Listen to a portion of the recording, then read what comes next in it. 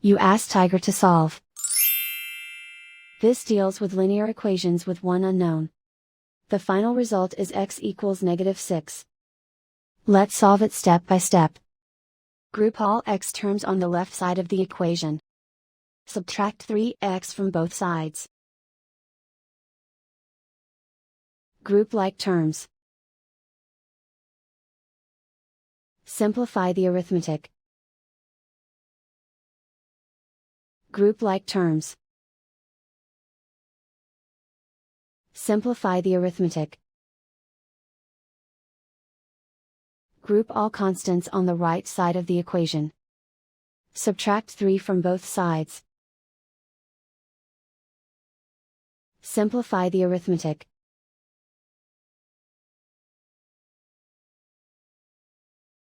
Isolate the x. Divide both sides by 2. Simplify the fraction. Find the greatest common factor of the numerator and denominator. Factor out and cancel the greatest common factor. And so the final result is x equals -6.